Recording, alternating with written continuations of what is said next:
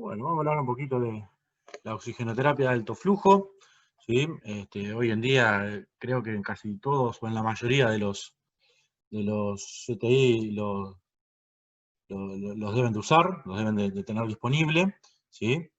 Este, la importancia del tema es que, bueno, esta técnica se conoce desde hace varios años, se ha usado sobre todo en la parte de terapia intensiva pediátrica, pero desde el 2008, 2009 a esta parte se empezó a utilizar más en adultos y cada vez hay más trabajos, como esta gráfica que lo muestra de PubMed, que demuestran el creciente interés para el uso de esta técnica para el tratamiento de la insuficiencia respiratoria. Entonces, cuando hablamos de oxigenoterapia de alto flujo, tenemos que decir que esto es un método, como lo dice el nombre, de oxigenoterapia, que se basa en el aporte de una mezcla conocida de oxígeno y aire, con un alto nivel de humedad, cercano al 100%, y que está previamente calentada a una temperatura cercana a la corporal, y que se administra a un flujo superior a los métodos de oxigenación convencionales que ya vieron en las charlas anteriores, como las máscaras de flujo libre, las máscaras con reservorio, etc. ¿Ah? Esto de oxigenoterapia es fundamental, ¿sí? Porque, o sea, esto no es un método de ventilación, ¿tá? O sea, si el paciente no mantiene un patrón ventilatorio adecuado, una ventilación adecuada, esto no les va a servir. Los equipos que hay hoy en día disponibles en plaza están desde los primeros que llegaron, que era un blender donde entra el aire y el oxígeno. Este, Esto va a una caldera de calefacción y humidificación, y esto después se administra al paciente. Después están los vinieros más modernos que utilizan solamente entrada de oxígeno y captan el aire del ambiente para hacer la mezcla de gases, como son estos dos. Y creo que hoy en día no hay otro disponible acá en el Uruguay. Las interfaces son estas cánulas, que son cánulas de silicona, que se adaptan a la cara del paciente y al orificio nasal, no tienen que cubrir más de 2/3 de la superficie de la narina, ¿sí? Para permitir al paciente la expiración. ¿Ah? También hay unos dispositivos adaptadores para pacientes con traqueostomía, o sea que pueden utilizarse en pacientes traqueostomizados. Y en niños vienen con estos dispositivos para pegarlos a la cara para evitar los desplazamientos del sistema. Los mecanismos de acción de esta terapia son 5. ¿Sí? El primero es la administración de un flujo inspiratorio que satisface las demandas del paciente. El segundo es la administración de una fracción inspirada de oxígeno estable en el tiempo. El tercer efecto o mecanismo de acción es la disminución del espacio muerto del paciente. También tiene un efecto CPAP-like, que lo vamos a ver más adelante. Y por último, facilita la movilización de las secreciones. Cuando hablamos de que el flujo inspiratorio que administra satisface la demanda del paciente, tenemos que recordar que los pacientes con insuficiencia respiratoria tienen demandas aumentadas de flujo. ¿Sí? Eso se demuestra por el aumento de la frecuencia respiratoria, la presencia de tirajes altos y bajos. Entonces, cuando le administramos oxigenoterapia de alto flujo, lo que estamos haciendo es tratar de acompasar esas demandas de flujo y tratar de por lo menos llegar a alcanzarlas, a satisfacer. Este es un esquema que lo robé de un trabajo de Oribe, un trabajo de pediatría, que ejemplifica eso, cómo satisface las demandas de flujo. Por ejemplo, a la izquierda vemos una gráfica, la curva es la demanda de flujo del paciente, esto es la inspiración y esto es la expiración.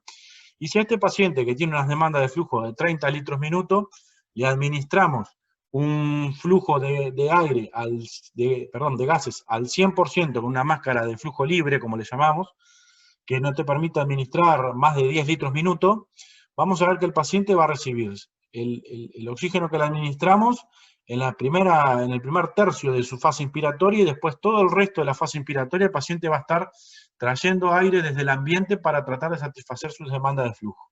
Esto hace dos cosas. Primero, no mejora el trabajo respiratorio del paciente, y segundo, esa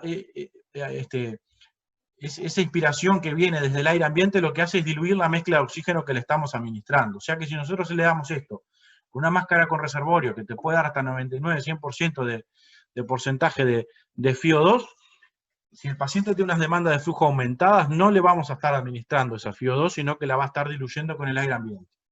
El alto flujo, al igualar esas demandas de flujo inspiratorio, lo que hace es, primero, aliviar el trabajo de los músculos respiratorios del paciente, y segundo, asegurarnos que esa fracción inspirada de oxígeno que nosotros le seteamos al equipo sea administrada con seguridad.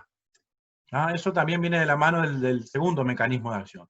Estos son trabajos que demuestran cómo el oxígeno a alto flujo disminuye el trabajo del paciente, ¿sí? En la parte de arriba vemos cómo va disminuyendo la frecuencia respiratoria del paciente a medida que aumenta el flujo, también disminuye el índice presión-tiempo, que, que es un parámetro de la medida del trabajo respiratorio, que es la gráfica de más abajo, ¿sí? O sea que a medida que aumentamos el flujo que le administramos al paciente, vamos a disminuir el trabajo del paciente, ¿sí? Disminuye proporcionalmente el trabajo del paciente. Lo que les decía, la fracción de oxígeno inspirada más estable viene por este efecto de la no dilución de la mezcla de gases con el aire ambiente. Cuando hablamos de la disminución del espacio muerto, hay que recordar que este flujo continuo de gases que administra la oxigenoterapia de alto flujo se da tanto en inspiración como en expiración. Entonces, cuando el paciente expira, o sea, viene el CO2 desde el pulmón hacia la vía aérea superior, la nasofaringe, la rinofaringe y demás, ese flujo continuo de gases lo que va a hacer es remover el CO2 más rápidamente de la vía aérea superior, evitando la reinhalación. Y esta remoción del CO2 es mayor a medida que aumenta el flujo de gases administrado. Esta gráfica ejemplifica eso. A la izquierda vemos en rojo la cantidad cuanto más rojo, mayor cantidad de CO2, y vemos que el paciente está expirando sin asistencia de la oxigenoterapia de alto flujo, y vemos que en la vía aérea superior se mantiene cierta cantidad de CO2. Y cuando administramos un flujo de gases a 40 litros minuto, vemos que esa cantidad de CO2 baja, disminuye. Esto evita que cuando el paciente vuelve a inspirar, ese CO2 que queda en la rinofaringe se vuelva a reinhalar. ¿Tá? Esta es la imagen de esto con gases coloreados, como el flujo en inspiración viene por la nariz y baja hacia la vía aérea inferior, y cuando expira, ese flujo se hace turbulento a nivel de la vía aérea superior y permite la remoción más rápida del CO2 de esa parte de la vía aérea. ¿Tá? El efecto CPAP o sea, el oxígeno de alto flujo genera presión positiva a nivel de la vía aérea, y esta presión positiva es mayor a medida que aumenta el flujo administrado. Esta gráfica es un trabajo de Corley del año 2014 que muestra en verde la medida de la presión en vía aérea a un voluntario sano respirando al aire con una máscara de flujo libre a 10 litros minuto. Vemos que la presión oscila en torno a 0, ¿sí? Máximo 2 cuando inspira y menos 2 cuando expira. Cuando ese paciente, a ese mismo voluntario se le midió la presión respirando con oxígeno a alto flujo, se observa que se genera cierto nivel de presión positiva en la vía aérea que oscila entre 2 y 6 centímetros de agua, y esa presión, después hay otros trabajos que demuestran que aumenta a medida que aumenta el flujo que le damos al paciente. O sea que tiene cierto efecto de CPAP, de generar presión adentro de las vías respiratorias, y que va aumentando a medida que le aumentamos el flujo que le administramos. Esta es una imagen de tomografía de impedancia hecha en inspiración, que vemos que un paciente respirando con un aporte de oxigenoterapia a bajo flujo ventila áreas pulmonares menores que con un paciente ventilando con un sistema de oxígeno de alto flujo a 40 litros minuto. O sea que tiene cierto efecto CPAP de generar presión positiva en la vía aérea, aumentar la capacidad residual funcional del paciente y mejorar el intercambio gaseoso. Y por último, el último mecanismo de acción, que no es despreciable, es la facilitación de la movilización de secreciones. Esto se hace porque al aportar una mezcla de gases previamente calentado y humidificado, esto favorece el aclaramiento mucociliar, o sea, favorece el movimiento de las cilias del epitelio del sistema respiratorio, lo cual facilita la movilización de secreciones y evita la formación de atelectasias. ¿Tá? Cuando administramos un gas no calefaccionado, por ejemplo, con una máscara de bajo flujo, que el aire viene de la pared, ese aire frío lo que hace es como paralizar a las cilias, secar las secreciones, y eso hace que se le dificulta al paciente aún más expectorarlas, y a la larga puede generar problemas con formación de tapones mucosos y atelectasias. Además, este aire calentado que le genera el alto flujo le ahorra el costo metabólico al paciente de acondicionar el aire que inspira, ¿sí? Un paciente respirando un aire a 20 grados, todo el aparato respiratorio tiene que calentarlo a 34, 35 grados para favorecer el intercambio de gases. Esto ya se lo da previamente calentado y eso aliviana el costo metabólico del paciente. ¿Ah? Esto es un trabajo que se hizo le hicieron inspirar a voluntarios sanos, unos gases coloreados, y medían la coloración del esputo después de hacerlo pre y post tratamiento, y se ve cómo se aclara mucho más rápidamente las secreciones con el alto flujo que con los sistemas de bajo flujo. ¿Ah? Cuando hablamos de las indicaciones de la oxigenoterapia de alto flujo, básicamente son 4. Hay 2 que están bien demostradas y las otras 2 son un poco más discutidas. ¿tá? La primera es para el tratamiento de la insuficiencia respiratoria aguda, ahora vamos a entrar en eso, y la segunda indicación que está formalmente demostrada es en la desvinculación de la ventilación mecánica. Después hay otras indicaciones como los procedimientos invasivos de la vía aérea superior, llámese una fibrobroncoscopía, un ecocardio transesofágico se puede apoyar con oxigenoterapia de alto flujo. ¿Sí? Cualquier procedimiento que sea invasivo sobre la parte de la vía aérea superior, llámese rinofaringe, bucofaringe y demás, que pueda generar potencialmente una caída del intercambio gaseoso, una desaturación, se puede apoyar con oxígeno de alto flujo. Y en los pacientes que no tienen criterio de intubación, también se puede utilizar. ¿Sí?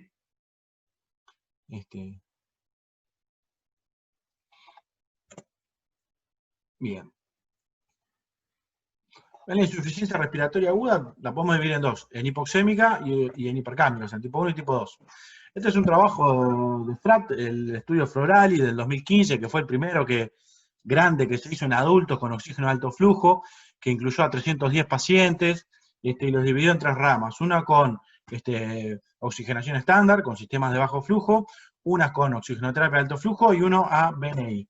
Y lo que observó es que la incidencia de intubación en los pacientes tratados con oxigenoterapia de alto flujo fue menor que los tratados con oxigenoterapia estándar o incluso que los que estaban tratados con ventilación no invasiva. ¿Sí? Tenía una incidencia casi un 10% menos de intubación y de progresión a la intubación orotraqueal. Y en cuanto a la sobrevida, también mejoró la sobrevida a los 90 días. Los pacientes que fueron tratados con insuficiencia respiratoria hipoxémica, tratados con oxigenoterapia a alto flujo, tuvieron mejor sobrevida que los que fueron tratados con otros sistemas. ¿Ah? Cuando vamos a analizar las diferentes variables que trató este trabajo, vemos que esto es un metaanálisis que agarró tres trabajos que englobaron a más de 200 pacientes. Se ve que disminuye la frecuencia respiratoria, disminuye la progresión a intubación orotraqueal y disminuye la progresión a la asistencia respiratoria mecánica, llámese invasiva o no invasiva. Entonces, en resumen, para los pacientes con insuficiencia respiratoria aguda hipoxémica, el oxígeno de alto flujo lo que hace es mejorar tanto los parámetros gasométricos de PO2, mejora la PCO2, mejora el estado de ácido base al disminuir la acidosis respiratoria, y como también los parámetros fisiológicos, tanto de frecuencia respiratoria, saturación, taquicardia, etc. También disminuye la necesidad de ventilación mecánica, tiene más días libres de ventilación mecánica cuando se los compara al mismo grupo de pacientes con máscara de flujo libre, y tiene menor mortalidad que con los otros sistemas de terapia. Un paréntesis dentro de la insuficiencia respiratoria aguda hipoxémica es ahora con el tema de la pandemia por el coronavirus. Al principio no se recomendaban los sistemas de alto flujo para la insuficiencia respiratoria por COVID, por el riesgo de aerolizaciones, pero después salieron guías de la OMS y la Survival Sepsis Campaign que lo indicaban como la primera línea de tratamiento para los pacientes con insuficiencia respiratoria, ¿sí? Con un objetivo de mantener una saturación mayor de 90-92%. Siempre con los cuidados del riesgo de aerolización. Después salieron otros trabajos que lo que demuestran es que en realidad la incidencia de aerolización con el oxígeno de alto flujo, cuando se lo compara con los sistemas de bajo flujo, en realidad es menor, ¿sí? Vemos acá que la cánula nasal de oxígeno tiene una distancia máxima del aire exhalado que puede llegar hasta los 40 centímetros con un caudal de oxígeno de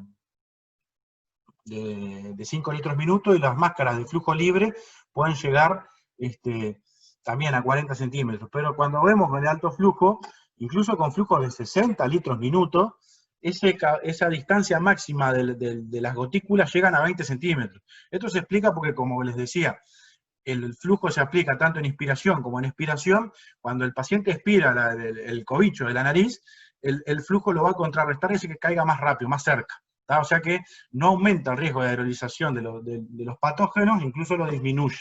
¿Tá? Y esto disminuye aún más y se usa con los mecanismos de barrera de las caretas con el N95 y las caretas de plástico. ¿Tá? O sea que si tienen un paciente con insuficiencia respiratoria con COVID, que no tengan criterios claros de intubación, primero inténtenle la oxigenoterapia de alto flujo, que ha demostrado que mejora la sobrevida, disminuye la mortalidad, disminuye los días de internación y los días de ventilación mecánica. Cerramos paréntesis. Ahora vamos a la insuficiencia respiratoria aguda hipercápnica. Esto fue al principio controversial, como decía que el alto flujo no asegura ventilación, no se recomendaba a los pacientes con insuficiencia respiratoria aguda hipercápnica porque podía aumentar el riesgo de liberación de la vasoconstricción pulmonar hipóxica y empeorar los niveles de CO2 en sangre, pero después trabajos posteriores han demostrado que esto no era del todo cierto. ¿Sí? Este es un trabajo con más de 100 pacientes, en pacientes con insuficiencia respiratoria hipercápnica, que se observa que unas horas después de tratados con alto flujo, los niveles de CO2 disminuyen, ¿sí?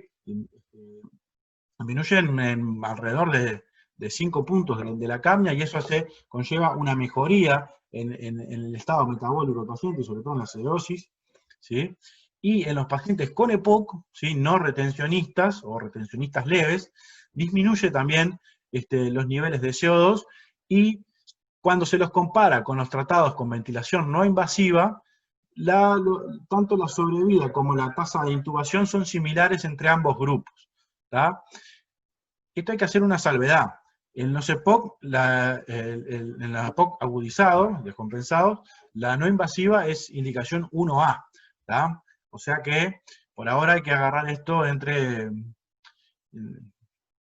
que agarrarlo con pinzas, ¿sí? Pero si lo tratan con oxígeno alto flujo, porque el paciente no se adapta a la BNI, o está medio confuso y no quiere ponérsela, con la no invasiva, con el alto flujo pueden llegar a tener los mismos resultados dependiendo de la gravedad de la insuficiencia respiratoria del paciente.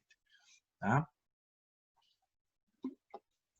Este es otro trabajo en los EPOC, que se ve cómo mejora tanto los niveles de acidemia como de la PCO2, y lo que está bien demostrado es que en los EPOC descompensados mejora también los niveles de oxigenación, además de los niveles de la PCO2, disminuye la necesidad de intubación en estos pacientes, siempre que hay que tratarlos con un monitoreo estricto de la PCO2, o sea, hay que hacerle gasometrías seriadas.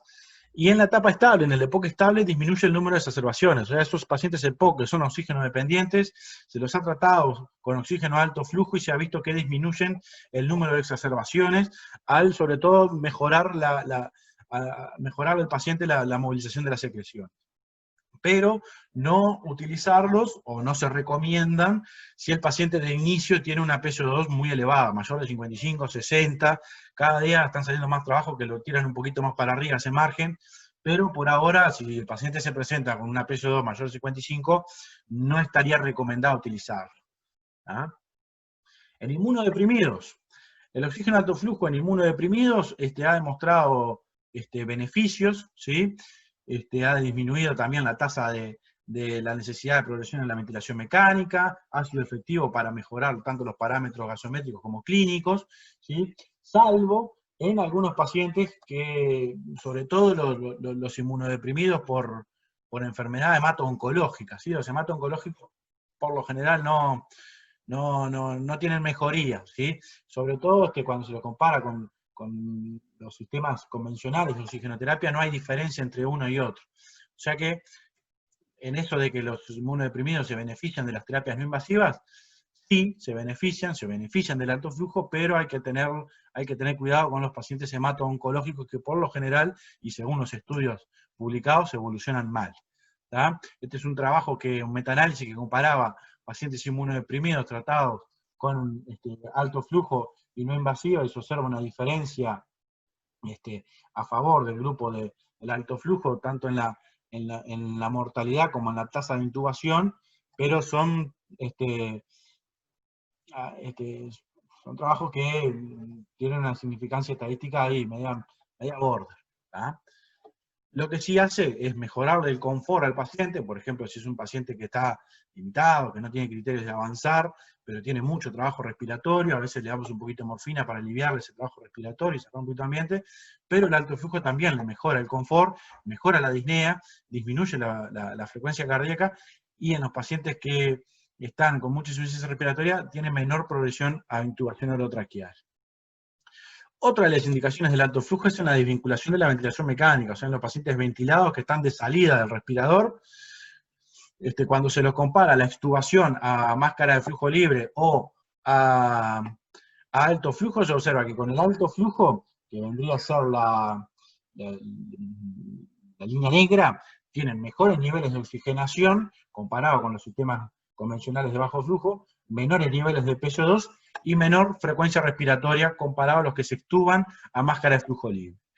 O sea que tienen menor necesidad de intubación y menor fracaso de la extubación.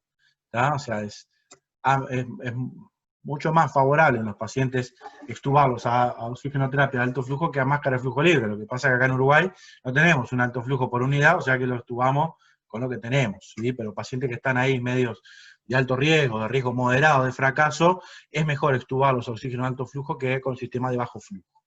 Cuando se los compara con la BNI, la extubación a oxigenoterapia de alto flujo o a BNI, no hay diferencias entre uno y otro en pacientes con alto riesgo de fracaso de la extubación, ¿sí?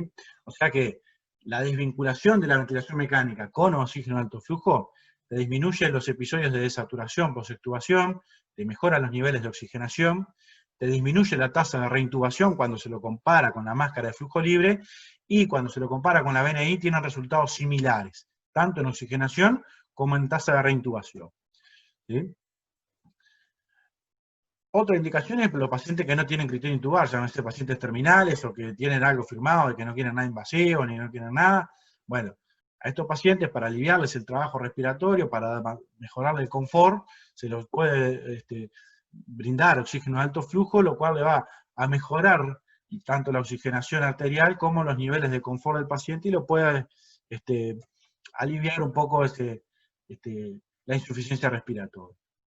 Cuando vamos a las contraindicaciones del alto flujo, en realidad no existen contraindicaciones formales, o sea, no hay nada, no hay guías, no hay nada que te contraindiquen utilizar el alto flujo. Sí, no se recomienda a los pacientes con insuficiencia respiratoria severa de inicio. Si viene un paciente con un distrés grave, una placa blanca, saturando 50, no le vamos a poner alto flujo, ¿sí? Hay que tener criterio también, ¿no? Y como les decía hoy, en la insuficiencia respiratoria hipercápnica, tampoco se recomienda a los pacientes que tienen niveles muy altos de PSO2, estableciendo un límite entre los trabajos. Esto tampoco está en ningún lado, pero la mayoría de los trabajos concuerdan en que el límite sería 55 de cambio. ¿No? Los efectos adversos del alto flujo en realidad son pocos y son raros. La epístasis, yo debo tener más o menos 150 pacientes o más tratados con oxígeno de alto flujo, y en realidad vi una epístasis y estaba tratado con 60 litros minuto de flujo, y eso cuando se lo bajamos a 40 disminuyó la epístasis y a las 12 horas ya no tenía más nada de sangrado. ¿No? Las lesiones de apoyo son raras y están descritas sobre todo en pediatría a nivel de las narinas, y lo que sí es un efecto adverso importante de la oxigenoterapia de alto flujo es el retraso en la intubación.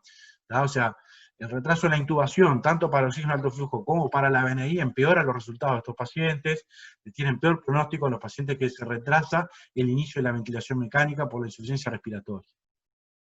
Cuando vamos a ver el modo de uso del alto flujo, en realidad no existen pautas o guías que nos digan cómo usar el oxigenoterapia de alto flujo. Si hay sugerencias de empezar con un flujo bajo, o sea, eso depende del autor que lean. Hay algunos que te dicen que empezar con un flujo bajo hasta que el paciente se adapte al sistema, y después ir aumentándolo hasta lograr igualar las demandas del paciente, y esto se va midiendo con la frecuencia respiratoria. Yo no soy tan particularmente adepto a esta teoría, soy más de la otra, la que empiezan con un flujo inicialmente alto, satisfacer inmediatamente las demandas del paciente y después ir bajando el flujo administrado hasta balancear las demandas del paciente. Lo que sí estoy de acuerdo es con la FIO2, empezar con una FiO2 baja y después ir subiendo hasta la menor FiO2 que nos asegure una saturación de oxígeno adecuada en el entorno del 92-95%. ¿tá? En cuanto al monitoreo, en realidad el monitoreo es clínico, ¿sí? Con la frecuencia respiratoria, con los tirajes, uno esperaría que se fueran los tirajes y disminuyera la frecuencia respiratoria, con la saturación de pulso y sobre todo con el nivel de conciencia, ¿sí? Por eso que decíamos de hipercamia. Bueno, ya tenemos a nuestro paciente que lo elegimos, le pusimos el alto flujo, le tratamos la insuficiencia respiratoria, mejoró, ahora hay que sacárselo. ¿Cómo se lo sacamos? Bueno, primero bajarle la FiO2 de un descenso paulatino hasta tener niveles, hasta requerir niveles menores del 50% de FiO2. Una vez que estamos ahí, que mantiene la oxigenación, empezamos a descender el flujo administrado a cuestión de 5 o 10 litros hora, y una vez que estamos con un flujo, una FiO2 baja, con un flujo menor de 40 litros minuto, podemos empezar a alternar con los sistemas de bajo flujo hasta desvincularlo completamente. ¿Ah? O sea, en resumen, la oxigenoterapia de alto flujo es una alternativa terapéutica para los pacientes con insuficiencia respiratoria de etiología muy variada, es fácil de aplicar, es cómoda para el paciente y que presenta pocas complicaciones. ¿Ah? Ahora vamos a la segunda parte de la charla, que inicialmente lo iba a dar la doctora Santos, pero no lo pudo hacer, así que me tocó a mí, así que me van a tener que aguantar un ratito más, que es la parte de ventilación no invasiva. Lo que les quiero dar acá son conceptos generales y principios básicos de ventilación no invasiva. No vamos a entrar de lleno, porque esto es un teórico enorme y es un tema enorme, ¿tá? Pero ¿qué entendemos por ventilación no invasiva? La ventilación no invasiva es cualquier modalidad de soporte ventilatorio que no emplea la intubación endotraqueal para ventilar al paciente. Véanse que cuando dije oxigenoterapia de alto flujo era un soporte de oxigenoterapia y no un soporte ventilatorio. Esto puede llegar a asegurar el volumen minuto al paciente. ¿Ah? Esa es la gran diferencia con los otros sistemas. Cuando vemos los equipos que hay disponibles acá en el Uruguay, hay muchos. Están los portátiles, de una rama sola, esto es un Stellar, creo que es, no me acuerdo ni el nombre, pero hay varios equipos de diferentes marcas, diferentes modelos, algunos hacen solo CPAP, otros hacen CPAP y BiPAP, otros hacen, como el Astral, hacen hasta BCB o PCB, hay equipos portátiles muy modernos que incluso se pueden comportar casi igual que un respirador para hacer VNI. Y después tenemos el viejo y querido respirador para hacer ventilación no invasiva, que es el que usamos en las unidades de terapia intensiva. Cuando hablamos de las interfaces para la ventilación invasiva, hay variadas y de cualquier tipo, de la que se imagine. Tenemos las máscaras oronasales, esta es una máscara media rara, nunca la vi, ¿sí? Que es oronasal, que apoyada poco sobre el tabique nasal. Estas son la segunda de arriba, es la que más se ve en las unidades de terapia intensiva, ¿sí? Apoyo sobre el tabique nasal, las mejillas. Esta es una máscara nasal. Hay olivas nasales que se llaman estas, que se administran solo, apoyan solo sobre la narina. Máscaras faciales, como la segunda de abajo. La tercera de abajo es una full face. Y la última, la de abajo a la derecha, es un helmet, que acá en el Uruguay no hay. Sea cual sea la interfase que vayan a utilizar, siempre hay que tener en cuenta, primero, la comodidad del paciente, que el paciente se sienta cómoda con esa interfase, y segundo, asegurar un correcto sellado de la interfase, ya sea con la cara o acá, como en el cuello del paciente, para evitar las fugas. Cuanto menos fugas tengamos, mejores resultados vamos a tener con la ventilación no invasiva. ¿Cuáles son las ventajas de la ventilación no invasiva? Bueno, primero es que evita la intubación endotraqueal y sus consecuencias. Es un tratamiento adecuado para los pacientes con insuficiencia respiratoria y disminuye la necesidad de progresión a ventilación mecánica. Mantiene los mecanismos de defensa propios del paciente de la vía aérea, mantiene la tos, permite la deglución, y no requiere sedación o requiere sedación poco profunda, ¿sí? O sea que podemos mantener al paciente consciente, interactuar con él, poder interrogarlo, le permite comer al paciente. ¿Ah?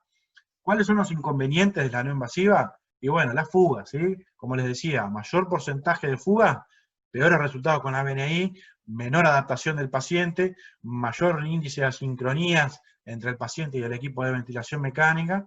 Segundo, no hay protección de la vía aérea, así como mantenía los mecanismos de defensa, no protege la vía aérea, o sea que si el paciente disminuye su nivel de conciencia, vomita, lo que sea, se puede llegar a aspirar. Y tercero, el tercer inconveniente que presenta la ventilación invasiva es que hay una cierta necesidad de sincronización entre el paciente y el equipo, que con los aparatos más modernos eso cada vez es menor, ¿sí? Cada vez los sistemas son más intuitivos y favorecen la sincronización entre el paciente y el equipo. Los objetivos de la ventilación no invasiva, bueno, son los objetivos de la ventilación mecánica, ¿sí? Es mejorar el intercambio de gases, disminuir el trabajo respiratorio, evitar la fatiga muscular y aumentar el volumen corriente, que esto viene de la mano del mejorar el intercambio de gases. ¿Ah? ¿Qué efectos tiene la no invasiva en el paciente? Tiene efectos tanto en inspiración como en expiración. En inspiración le favorece el reposo muscular, o sea, disminuye el trabajo de los músculos del paciente, porque el paciente va a inspirar, va a iniciar el ciclo, va a desencadenar la fase inspiratoria en el equipo de ventilación, y eso le va a administrar un flujo de gases, o sea, el paciente no va a tener que hacer todo el esfuerzo para movilizar ese volumen corriente que le administra el equipo. Eso va a hacer que aumente el volumen corriente del paciente y aumente la ventilación alveolar, y secundariamente aumente la oxigenación del paciente. Y en la expiración, con el agregado de PIP, lo que hacemos es reclutar los alvéolos que estén colapsados y contrarrestar la PIP intrínseca. ¿Sí? En los pacientes con colapso de la vía aérea, que se genera PIP intrínseca, con el agregado de PIP externa la contrarrestamos y disminuimos el trabajo muscular del paciente que tiene que hacer para contrarrestar.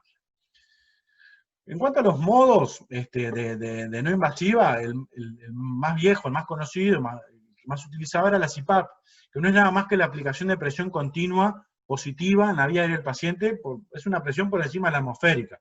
En realidad no se considera un verdadero modo de ventilación, porque lo que hace es mantener un nivel de presión. ¿Ah? O sea, si el paciente viene ventilando acá al aire con un nivel de presión 0, si le pongo 10, el paciente se va a mantener ventilando en el entorno de 10 centímetros de agua. O sea, no es un modo que asegure la ventilación, sino más bien es un agregado de presión positiva en la vía aérea. ¿Qué efectos tiene la CPAP? Bueno, los efectos sobre todo a nivel expiratorio, ¿no? Reduce el colapso alveolar al reclutar alvéolos, lo cual aumenta la capacidad residual funcional y aumenta el área alveolar para el intercambio de gases, y de esta manera disminuye el shunt intrapulmonar en los pacientes con insuficiencia respiratoria por este mecanismo. A su vez mejora la relación ventilación-perfusión, y la principal indicación de la CPAP es corregir la hipoxemia. ¿Tá? Secundariamente también contrarresta la PIP intrínseca. O sea que si ustedes recuerdan las diapositivas anteriores, los principales efectos de la CPAP son a nivel de la expiración. Cuando hablamos de contrarrestar la PIP intrínseca, creo que ya más o menos todos tienen este esquema en mente, ¿sí? O lo vieron alguna vez en fisiopatología, cuando hablaban de fisiología respiratoria, el West, me acuerdo que era el libro aquel, ya ni me acuerdo qué carajo hablaba, pero me acuerdo que la gráfica es de West, porque la saqué de ahí. Cuando tenemos un paciente, por ejemplo, que tiene 10 centímetros de agua de PIP intrínseca por colapso dinámico y precoz de la vía aérea, esos 10 centímetros van a quedar atrapados a nivel del alvéolo y de los bronquiolos terminales. ¿Tá? Cuando nosotros le agregamos PIP externa, por ejemplo 8, disminuimos ese gradiente que hay entre entre el alvéolo y la vía aérea superior, entonces el paciente solamente tiene que vencer 2 centímetros de agua para iniciar el flujo de aire hacia el interior de los alvéolos, y cuando aumentamos un poquito más la PIP externa, el paciente ya no tiene que hacer esfuerzo para contrarrestar su colapso de la vía aérea para hacer el flujo de gases. Eso es lo que se dice cuando se habla de contrarrestar la PIP intrínseca, el mecanismo es ese. También la CPAP tiene efectos hemodinámicos, ¿sí? O sea, al aumentar la presión intratorácica por el agregado de presión externa, disminuimos la precarga del ventrículo izquierdo al disminuir el retorno venoso, disminuye la poscarga del ventrículo al disminuir la presión transmural a través de la pared ventricular. Por lo tanto, te puede disminuir la presión arterial y el gasto cardíaco. Esto puede ser beneficioso o perjudicial según los casos. También pacientes que tienen una FEI baja, sobre todo derecha, estos efectos pueden ser más evidentes, sobre todo lo de la caída de la presión arterial y de necesitar de apoyo o hacerle volumen o hacerle vasopresores para mantener un nivel de presión arterial adecuado. ¿No? Eso hay que verlo en cada caso, pero siempre recordar que no es solo a nivel pulmonar los efectos del agregado de presión externa, sino también a nivel de efectos del corazón. El otro modo de aplicar la ventilación no invasiva es el modo de presión de soporte inspiratorio, o lo que antes se conocía como BiPAP, que es un modo que aplica dos niveles diferentes de presión, uno en inspiración y otro en expiración. Técnicamente es una modalidad limitada por presión, que lo que hacemos es programar la presión que va a suministrar el equipo, tanto para la fase inspiratoria como expiratoria.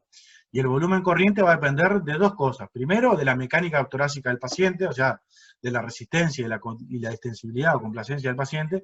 Y segundo, de la presión que nosotros programemos. O sea, si el paciente tiene una extensibilidad muy disminuida, vamos a requerir más presión para mover un volumen corriente adecuado. Por el contrario, si el paciente tiene una compliance muy alta, va a precisar un poquito soporte para mover el mismo volumen corriente que el paciente anterior. Los beneficios de la BiPAP sobre la CPAP en realidad son los mismos, ¿sí? Lo único que añade es, le disminuye aún más el trabajo muscular del paciente, aliviando la fatiga de los músculos respiratorios, además de aumentar el volumen corriente del paciente, por lo que mejora la ventilación alveolar, y al asegurar y al aumentar el volumen minuto, corrigen la hipercapnia, que con la CPAP en realidad no estaríamos corrigiendo la hipercapnia, a no ser que estemos reclutando alvéolos. Como concepto importante hay que ver con qué equipo estamos trabajando. Hay equipos que trabajan con presión de soporte y PIP, ahí la presión de soporte es la diferencia entre la presión máxima y la PIP fijada, y hay otros equipos un poco más viejos que lo que tenemos que setear es IPAP y EPAP, y ahí seteamos la presión máxima que va a alcanzar el sistema en inspiración, que sería la IPAP, y la EPAP es la presión que se va a mantener durante la fase expiratoria. Y la diferencia entre IPAP y EPAP es la presión de soporte para los equipos más nuevos. O sea que hay que conocer con los equipos que trabajamos para ver cómo los programamos.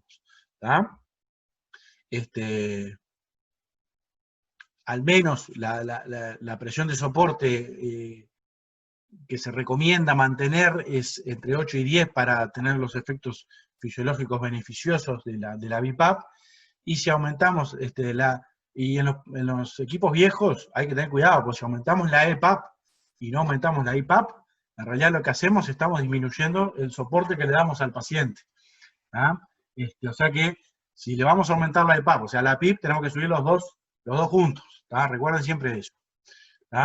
Este es el mismo esquema anterior, paciente ventilando el aire, le agregamos solo presión de soporte y no PIP, vemos que el paciente va a tener, agregamos 12 de soporte, el paciente va a llegar esos 12 de soporte en inspiración, y después cuando expira va a volver a cero donde venía ventilando.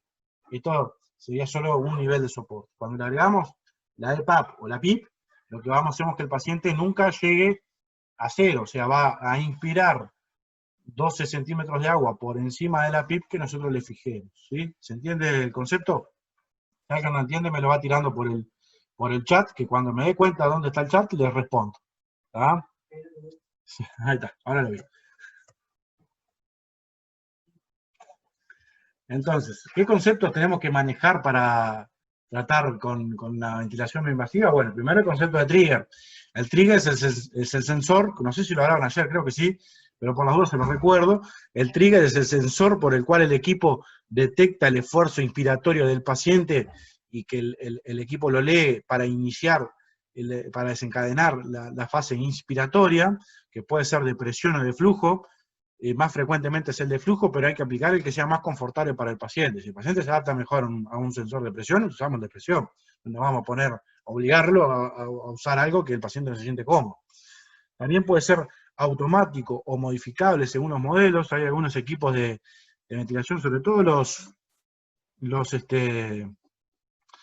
portátiles más nuevos, tienen un sensor automático de trigger inspiratorio, que siempre hay que tener en cuenta, ya sea en el automático o en el que le fijemos nosotros, que si lo ponemos muy poco sensible, o sea, el paciente tiene que generar mucha presión o mucho flujo para desencadenar la inspiración, lo que vamos a estar pudiendo generar son que el paciente haga esfuerzos inspiratorios inefectivos, lo cual lo va a agotar, lo va a generar más asincronía con el ventilador, y lo que vamos a terminar es que el paciente se saque la máscara y quede durmiendo ventilando el aire. Y si al revés lo ponemos muy sensible, o sea, poquita presión o flujo para desencadenar el ciclo inspiratorio, lo que vamos a generar es lo que llamamos autociclado. El lector va a leer esa pequeña variación de flujo de presión y le va a mandar una fase inspiratoria. Entonces capaz que el paciente está con la BNI y le mandamos 2 ciclos inspiratorios y eso le va a generar incomodidad, asincronías y también se lo va a querer sacar al diablo. ¿Tá? El ciclado es el pasaje de la fase inspiratoria a la expiratoria, que eso me supongo que lo hablaron ayer con Amarele, cuando hablaron de presión de soporte. ¿Tá? En algunos equipos de CPAP se puede programar también, perdón, de BiPAP portátiles se puede programar el tiempo, ¿tá? O sea, que cicle por un modo de tiempo, un paciente que tiene una inspiración prolongada, vos le programás un tiempo de 2 segundos y el equipo corta a los 2 segundos, se inicia la fase expiratoria. ¿Tá? También hay otros que son automáticos o programables, dependiendo del esfuerzo del paciente. ¿Sí? Esto es lo que les decía, en realidad cuando ponemos ciclado por flujo, va a tomar un porcentaje del flujo máximo alcanzado, y cuando se alcance ese descenso de porcentaje, va a ciclar de inspiración a expiración. ¿Tá? Y bueno, ¿a qué paciente le vamos a poner BNI? Bueno, hay que elegirlos bien. Primero, hablando de pacientes con insuficiencia respiratoria aguda, a los que tengan signos y síntomas de fallo respiratorio agudo, llámese una polipnéico de más de 24, 25 respiraciones por minuto, que estén con tirajes altos y bajos, con la sincronía tóraco-abdominal, bueno, lo que ustedes saben de clínica de insuficiencia respiratoria, el CAT de Ciclipa 1, ¿no? O cuando tienen anormalidades de intercambio de gases, llámese una PSO2 elevada, un pH bajo, o un índice PAFI menor de 200. ¿Ah? ¿Cuáles son los criterios de no uso de esta terapia? Bueno, un paro cardiorrespiratorio inminente es obvio, ¿no? No lo vamos a estar poniendo una BNI o paciente en paro. ¿Tá? Cuando el paciente no coopera, ¿sí? Se saca la BNI, no quiere, hay que probarle otro sistema, se puede probar oxígeno alto flujo, o clavarle un tubo, dependiendo de la magnitud de la insuficiencia respiratoria. Cuando el paciente deprime conciencia o arranca con un nivel de conciencia muy bajo. Cuando hay fallas multiorgánicas, sobre todo el shock, la presencia de shock y BNI se asocia con malos resultados y peor pronóstico. ¿Ah? Y obviamente cuando hay inestabilidad hemodinámica, con arritmias graves y severas, no sería lo más adecuado para meterle una BNI a ese paciente. También cuando el paciente tiene incapacidad para proteger su vía aérea, se aspira, tiene mala deglución, tiene pobre esfuerzo de tos. ¿Sí? Cuando hay una cirugía facial, esofágica o gástrica reciente, o sea, llámese suturas a nivel de toda la parte de la vía aérea superior y digestiva superior, porque parte del paciente puede hacer aerofagia, lo que se llama tragar el aire, y eso va a distender y puede hacer fallar las suturas. Reciente, 1 o 2 meses, ¿no? Dependiendo del tipo de cirugía y el alto de la cirugía. Cuando hay un neumotórax no drenado, ¿tá? El neumotórax no drenado, si vos le agregás presión positiva a la vía aérea, lo que vas a hacer es empeorar ese neumotórax, y capaz de tener un neumotórax isotensivo, transformarlo en hipertensivo y provocarle un paro al paciente. O sea, siempre hay que tener en cuenta la presencia de neumotórax y quiénes pueden hacer neumotórax espontáneos, ¿sí? Pacientes con trauma facial, ¿sí? Porque generen imposibilidad de fijar la interfase, tampoco se recomienda ponerle una BNI. ¿No? Y en cuanto a las indicaciones, a lo largo de la historia han pasado por miles de indicaciones, ¿sí? Llámese para el asma, el EPOC, el edema pulmonar cardiogénico, para el destete, la neumonía, el distrés, para el trauma de tórax, para el síndrome de apnea de hipoventilación. En realidad, hoy en día, y según las guías británicas de 2017, las únicas indicaciones 1A de la ventilación no invasiva en insuficiencia respiratoria aguda descompensada es en la agudización del EPOC y en el edema pulmonar cardiogénico, y también para facilitar el destete. Esas serían las 3 recomendaciones que aún mantiene 1A, la ventilación no invasiva. No quiere decir que para las otras situaciones no se utilice, sino que hay otras opciones que se pueden utilizar, y ahí es donde se está metiendo el alto flujo. ¿Tá? Y para la insuficiencia respiratoria crónica, ¿sí?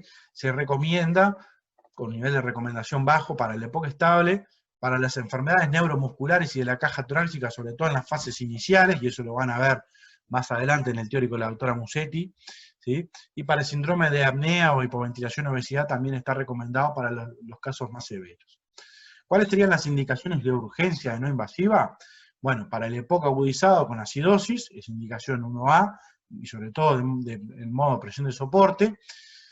Para las agudizaciones con acidosis respiratoria de otras enfermedades crónicas, llámese obstructivas o restrictivas, ¿sí? Como la presencia de bronquiectasias crónicas, los neuromusculares, ¿sí? con agudizaciones de su insuficiencia respiratoria crónica. ¿tá? Y para el edema pulmonar cardiogénico también es indicación 1A, ya sea de CPAP o BiPAP, dependiendo de la severidad del paciente. Pero siempre recordar que la BNI no es el tratamiento para ninguna de estas patologías. ¿tá? La BNI no trata. La BNI es un puente hasta que hagan efecto las otras terapias. ¿tá? Si yo tengo un paciente, un EPOC descompensado, y le pongo BNI, en realidad no lo estoy tratando. Lo que estoy haciendo es darle soporte ventilatorio. ¿sí? El tratamiento son los broncodilatadores, los corticoides. ¿sí? Si le pongo a un edema pulmonar cardiogénico, no le voy a tratar el edema pulmonar con BNI porque le saco la BNI y vuelve a hacer edema, sino que le voy a dar sostén respiratorio. O sea, recordar siempre hacer todo lo otro terapéutica además de la BNI. La BNI es un puente hasta que hagan efecto las terapias propiamente dichas de esa enfermedad. ¿ah? Esto no los voy a aburrir con estos trabajos, pero en el EPOC disminuye,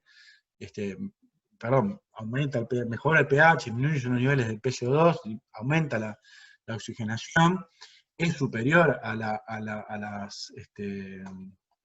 tratamiento estándar con máscara de flujos de bajo flujo, la BNI, comparado con la máscara de flujo controlado, tanto para mejorar los niveles de oxemia, para mejorar los niveles de PCO2, como para disminuir la progresión de la ventilación mecánica. Para el edema pulmonar también disminuye la progresión de la ventilación mecánica. Estos son varios metaanálisis que muestran los beneficios tanto de la CPAP a la izquierda como de la BiPAP ahí en el medio. ¿tá? Y acá unas consideraciones especiales para todos ustedes. El tiempo a veces no limita el uso de la BNI, sobre todo en los pacientes con insuficiencia respiratoria grave, y en los que no está, me faltó un no ahí, en los que no está demostrado plenamente su beneficio, llámese como en los inmunodeprimidos o en las neumonias graves, ¿sí? En realidad es indicación 1C, y hay otras terapias que son más efectivas, sobre todo, ¿por qué? Porque en estos pacientes, sobre todo en los inmunodeprimidos, se ha visto que el retraso en el inicio de la ventilación mecánica invasiva se asocia con peor pronóstico. A más días de retraso, mayor mortalidad y mayores días de ventilación mecánica. ¿tá? A los pacientes que van a requerir ventilación mecánica no invasiva prolongada, yo que sé, un paciente neuromuscular, un trauma raquidianular medio bajo, que edita medio borde, y le ponemos BNI para mejorarle el volumen minuto, pero vos ya sabés que va a requerir ventilación mecánica prolongada, no invasiva. Ahí hay que balancear bien, porque el paciente va a tener, puede generar lesiones de la piel, lesiones en la cara, ahí hay que verlo caso a caso. ¿tá? Pero siempre nos puede dar tiempo, obviamente. Tenés un paciente con una neumonía lobar y le pones una BNI y te da el tiempo para decidir, ¿lo intubo, no lo intubo? O mientras hace efecto en un paciente asmático grave, le pones la BNI y ves viendo si hace efecto o no, mientras hace efecto los broncodilatadores. Ese tiempito te puede ser la diferencia entre intubarlo o no. Siempre tomarse 30 minutos, 60 minutos, dependiendo de la clínica del paciente y la gravedad que tenga. Y también siempre tener presente es qué hago si le fracasa la BNI. Si ese paciente es candidato a intubar o no. Porque si le pongo la BNI y fracasa, ¿qué hago? ¿Lo intubo? ¿No lo intubo? ¿Qué hacemos? ¿El paciente era candidato a intubación? No hay que recordar nunca ensañarse con los pacientes. ¿sí? Está todo el tema del ensañamiento terapéutico, que eso es un gran capítulo de la medicina que no lo vamos a tratar acá. Acá hay algo importante, ¿sí? Sobre todo en los pacientes con la disminución del nivel de conciencia, ¿sí? No es una contraindicación absoluta de ventilación no invasiva. ¿tá? O sea, si el paciente te viene medio choto, con un Glasgow de 9, 10, 11, no te contraindica la no invasiva. Es más, si el paciente es un EPOC, puede estar haciendo encefalopatía hipercápnica, por aumento del CO2 y liberación. Te ponés la BNI, le mejorás el volumen minuto, y con eso disminuís los niveles de CO2 y mejora ese nivel de conciencia. Recordar, muchas veces es exitosa, pero siempre está en riesgo de fracasos. Darle unos 20, 30 minutos, si no mejora el nivel de conciencia, clavarle un tubo. Eso hay que estar al lado del paciente y ver cómo va evolucionando, sobre todo los primeros 30 minutos. La monitorización es la misma que para el alto flujo, ¿sí? Ver la frecuencia cardíaca, los parámetros clínicos respiratorios de disnea, frecuencia respiratoria y sobre todo la conciencia. Ver la información que nos da el equipo, ¿sí? Según los modelos, algunos te brindan el porcentaje de fuga, los niveles de presión en vía aérea, los volúmenes corrientes que mueve, familiarizarse con la monitorización que nos brindan los equipos, es muy importante, sobre todo para ir regulando los niveles de soporte que le vamos a ir dando al paciente. ¿Y cuáles son los predictores de éxito de la BNI? Son tres, o sea, tres principales, hay más, pero los tres predictores principales de éxito, sobre todo en la primera hora de tratamiento, es el descenso de los niveles de CO2 en sangre, es la normalización del nivel del pH y la mejoría del nivel de conciencia. Si el paciente te mejora alguno de estos tres parámetros dentro de los primeros 60 minutos, tenés una probabilidad de éxito mayor al 70% del tratar con la BNI. Y dentro de esto, el pH y la PCO2 en la primera hora es el mejor factor predictor de éxito. Hay otros factores predictores, como la mejoría de los niveles de oxigenación, la disminución de la frecuencia respiratoria, pero los tres principales son estos. Si no te mejora ninguno de estos tres, en la primera hora tenés altas chances de fracaso. Más del 50% de los pacientes fracasan la terapia con no invasiva. ¿Y cuáles son los factores que se asocian a fracaso de la no invasiva? Y bueno, que tenga muchas secreciones respiratorias, que el paciente no tolere la interfase, que la neumonía sea la causa de insuficiencia respiratoria y sobre todo la magnitud de la neumonía, o sea, cuanto más parénquima pulmonar ocupa la neumonía, mayor tasa de fracaso, ¿sí? Obviamente, tener una neumonía lobar no le vamos a hacer no invasiva, pero una neumonía basal, yo qué sé, ahí le puedes probar. La depresión de conciencia severa, el AJU menor a 7, obviamente. Acuérdense los usos de cuando se recibían, que ponían AJU menor a 7, intubar, bueno, está. Entonces, o sea, no ponerle BNI, ir al tubo. El shock es otro factor asociado al fracaso de la BNI. Y el mal estado nutricional. ¿Por qué el mal estado nutricional? Porque las reservas calóricas del paciente y la fuerza muscular del paciente van a claudicar antes en los pacientes mal nutridos que los bien nutridos, y si ya viene mal nutrido de arranque y viene muy fatigado, es muy probable que ese paciente se fatigue y no sea exitoso el tratamiento con BNI.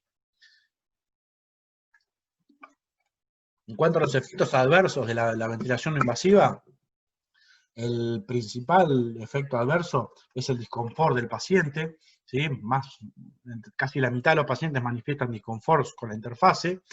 Después el eritema facial por los flujos que se manejan, la claustrofobia, las úlceras por presión, que empiezan a aparecer ya en las primeras horas, ya se empieza a cascar un poco, sobre todo a nivel del tabique nasal, y después pueden hacer muy molestas y hacer que el paciente no tolere la interfase.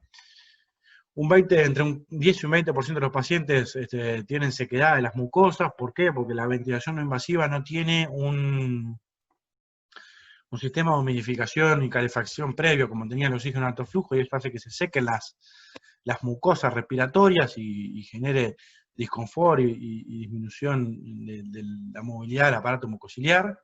La irritación ocular también está presente, sobre todo cuando hay fugas hacia los ojos. La aerofagia con distensión abdominal, el paciente que traga aire, que no mantiene cerrada la boca, si eso se le va para el estómago, lo distiende. La hipotensión en pacientes hipovolémicos o con baja capacidad cardíaca, y el neumotórax es una complicación rara, pero como toda ventilación a presión positiva, el riesgo de barotrauma siempre está presente. La principal complicación que tiene la ventilación no invasiva es el retraso en la intubación orotraqueal. Paciente que no presenta criterios de mejoría en la primera hora, no ensañarse con la BNI, progresar a la intubación orotraqueal, porque cuanto más demoremos en ventilar a un paciente, lo vamos a terminar ventilando en una situación ya de fatiga muscular, de insuficiencia respiratoria severa, o de mucho colapso respiratorio, y eso te aumenta la mortalidad, te aumenta los días de ventilación mecánica y tiene peores resultados para el paciente. Siempre hay que tener un estrecho monitoreo de los pacientes que están con ventilación no invasiva y siempre recordar los factores predictores de éxito y los factores predictores de fracaso. En resumen, la ventilación no invasiva es útil, te disminuye la tasa de intubación en el EPOC exacerbado y en el edema agudo de pulmón, te disminuye la mortalidad en estas dos patologías. Recordar que los niveles de CO2 y del pH son los mejores predictores de éxito y que como toda terapia a presión positiva no está libre de complicaciones. ¿Ah? Y por ahí terminamos las presentaciones de hoy. No sé si tienen alguna pregunta, alguna duda.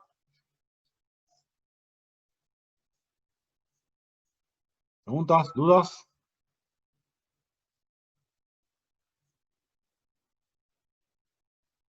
¿Hay alguien ahí?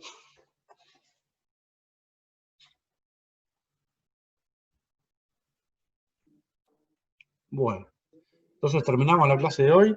Ahora yo voy a subir la actividad offline a la página y el martes tenemos